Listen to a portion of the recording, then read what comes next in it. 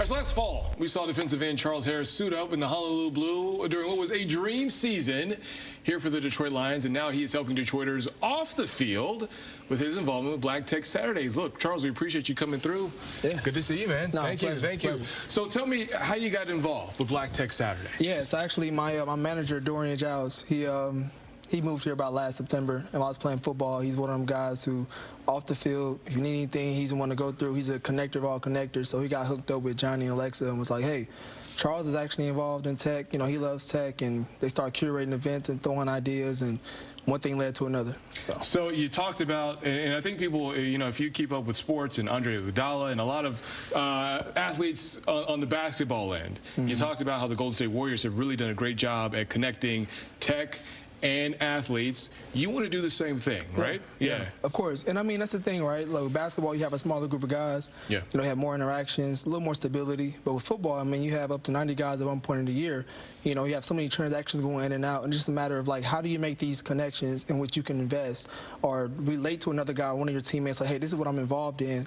You know, how do you really make those kind of connections, you know, without them being lost within a shuffle, you know? You know, what's so unique and what's so special about this story here is that, you know, back in the day, we didn't really see a lot of athletes get involved in things like tech. It was always you were in football and then you kind of did football appearances or things like that, but you're part of another generation of guys that are taking football as a stepping stone to something much bigger. How does it feel to be a part of this movement? Oh, it's really amazing, you know, really being like one of the pioneers. And that's not to discredit anyone before me, right? No, because no, for sure. It's guys doing things that you may or may not know about, you know, just rather than publicized, right? Yeah. So I don't want to take any credit like that, but no, it feels good to really just be having this opportunity right here to be, you know, on this camera, be here in Detroit, the city of Detroit, and be able to bring this kind of action, you know, to the city.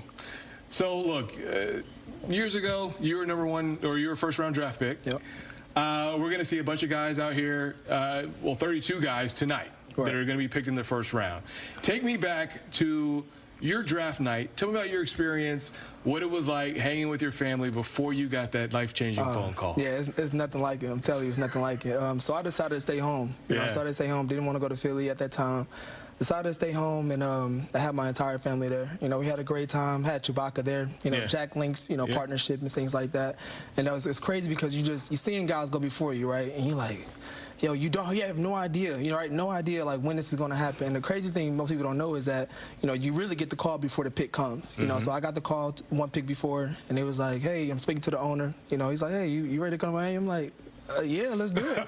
And so it's one of the things where everybody around you is silent because they don't know who you're talking to. Right. And so when I hang with the phone, you know, then they present on the TV, and everybody's like, oh my God, like they start going crazy. So it's an incredible experience. I'm so excited for these guys tonight to experience that. Did you ever think to play a joke like, nah, that was the pizza guy, I was just playing with the guy? Look, so, and just give us a sense for a lot, especially the 13 prospects that are going to be here.